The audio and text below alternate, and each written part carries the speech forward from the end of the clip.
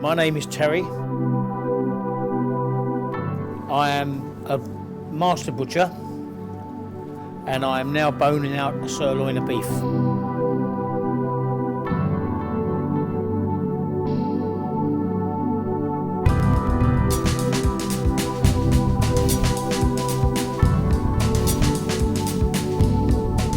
The biggest scandal I find is horse meat itself is not going to hurt anybody.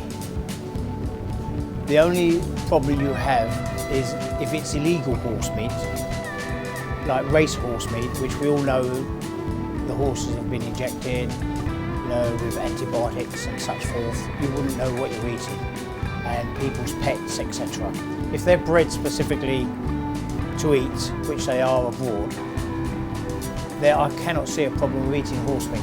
But the biggest problem, of course, is if you're going to call horse meat beef and sell it as beef, you're doing a criminal act and it's disgraceful. And somebody has got to be prosecuted over it. It makes me really angry because if it was a small man labelling his food as minced beef and it was minced horse, the authorities would close him down straight away. But because it's big supermarket, big business, they always wait until the furore dies down and they get away with a slap on the wrist, and that's not fair to me. If it was, but it's the labelling, and it's just so wrong. The only way to get people's trust is to give them what you say it is on the outside of the packet. And if you don't do that, you can see what's happening now.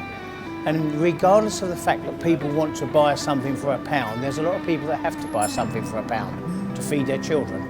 But if they're expecting a cheap form of mince, which they are, and there's nothing wrong with a cheap form of beef mince, but don't put horse in it and label it up as beef. And that is my only thing I really have against it. The labelling, but they're going to get away with it. Who is going to get prosecuted over it? Unfortunately, with all these scares, people will forget about it.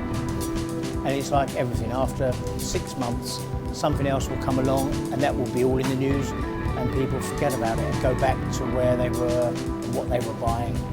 It's just human nature. It's just something, but it doesn't matter because as long as you stand here and you sell the best, that's all you worry about. You don't worry about what other people sell, you worry about what you sell yourself.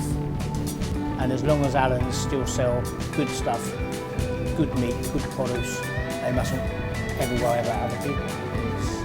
It's something you've got to concentrate on your own business, and what other people do is down to them.